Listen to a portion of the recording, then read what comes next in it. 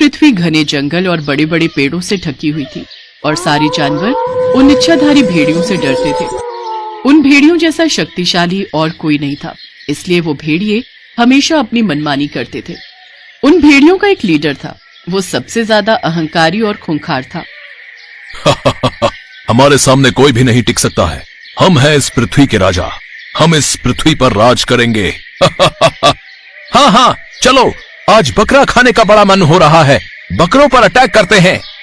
सही कहा, बकरा खाएंगे और मस्त सो जाएंगे। चलो साथियों। ऐसे वो इच्छाधारी भेड़िए हर रोज जानवरों को परेशान करते थे और यही अत्याचार सहते सहते पूरे जंगल के जानवर परेशान हो गए थे। इन इच्छाधारी भेड़ियों का अत्याचार और सहा नहीं जा रहा है। जब चाहे भेड़िए बन जाते हैं और जब चाहे इंसान बन जाते हैं। हाँ, हम करें तो क्या करें, इंसान का दिमाग और भेड़िए की शक्ति है उनके पास, हम तो बेबस हैं। लेकिन कुछ तो करना ही होगा, हर रोज डर डर के जीने से अच्छा है एक ही बार में मर जाए। मैं भी मरने के लिए तैयार हूँ, मेरी कुर्बानी किसी के काम तो आनी चाहिए। हमें एक लीडर की आवश्यकता है जिसके पास इंसानों का दिमाग हो। लेकिन हमें ऐसा लीडर मिलेगा कहाँ? हिरण और भालू ऐसे लीडर की खोज करने लगे, लेकिन सभी को सिर्फ इच्छाधारी भेड़ियों के बारे में ही पता था।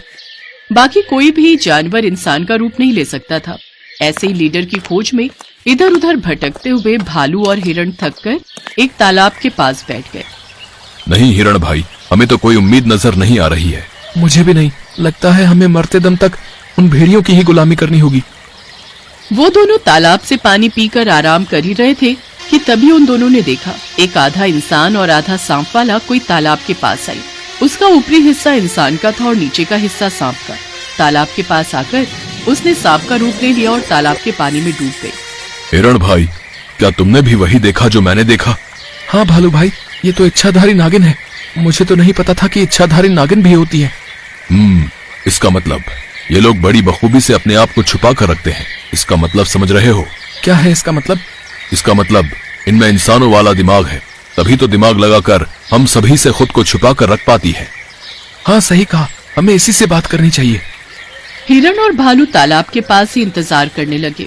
अगले दिन सुबह सुबह वो इच्छाधारी नागिन तालाब के ऊपर आई और हिरण भालू उसके पैर पड़ गए। आप ही हमें बचा सकती हो, हमारी मदद करो। हाँ, हमारी मदद करो, नहीं तो हम मारे जाएंगे।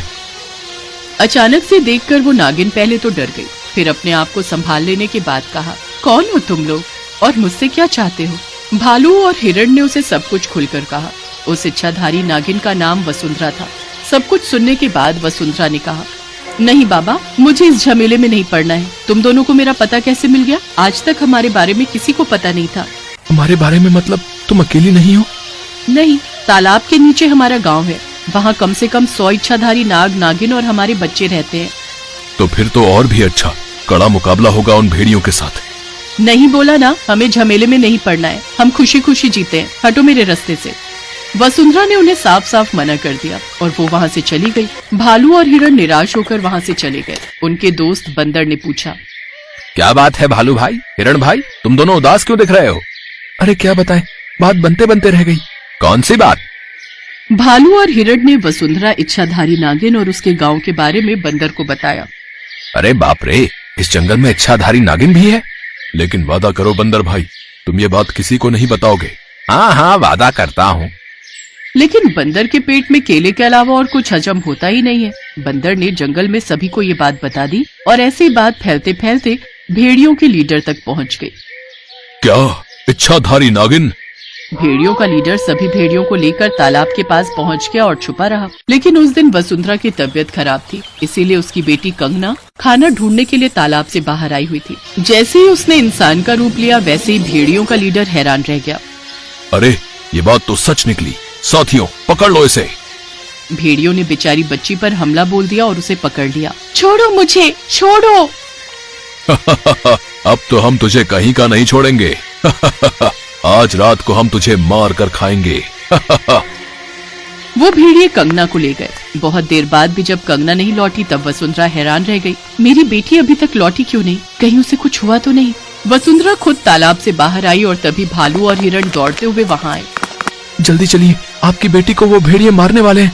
क्या? इसी का डर था। मैं अभी सभी को बुलाती हूँ। वसुंधरा के बुलाने पर 100 के 100 इच्छाधारी नाग और नागिन वहाँ चले आए। अब नागिन और भेड़ियों के बीच में जंग छिड़ गई थी, लेकिन ये जंग वसुंधरा शक्ति के प्रयोग से तो नहीं जीत सकती थी। इसीलिए उसने एक प्लान बनाया। देखो, मुझे मेरी बेटी को बचाना है, उसके लिए एक प्लान चाहिए। आप बस प्लान बनाइए, हम सब आपके साथ हैं। हम सभी नाग और नागिन जहरीले हैं। हम उन भेड़ियों को मार कर ही दम लेंगे, लेकिन सामने से जाएंगे तो वो हमें पकड़ लेंगे। इसीलिए हमें पीछे से अटैक करना होगा। हमें एक एक करके सभी भेड़ियों को मारना होगा। वसुंधरा ने पूरा प्लान बना लिया। सभी भेड़िए एक जगह पर रहते थे। नागिन और बाकी सारे जानवरों ने वो जगह घेर ली। बंदर पेड़ से आवाज बदलकर एक एक भेड़िए को बुलाने लगा। अरे, कौन मुझे बुला रहा है? कुछ काम होगा सरदार को। वो भेड़िया झुंड से बाहर आया और अकेला पड़ गया। उसी वक्त वसुंधरा ने उसे डस लिया और वसुंधरा के जहर में इतनी ताकत थी कि वो 1 सेकंड के अंदर मर गया। इसी तरह एक एक करके उसने सभी भेड़ियों को मार गिराया। सिर्फ लीडर बच गया। तब सभी नागिनों ने भेड़िए के लीडर को घेर लिया और सभी मिलकर उसे डसने लगे। भेड़िए का लीडर भी मर गया। वसुंधरा को उसकी बेटी वापस मिल गई और इसी तरह खूंखार भेड़ियों से सभी जानवरों को मुक्ति मिल गई और सभी खुशी खुशी रहने लगे।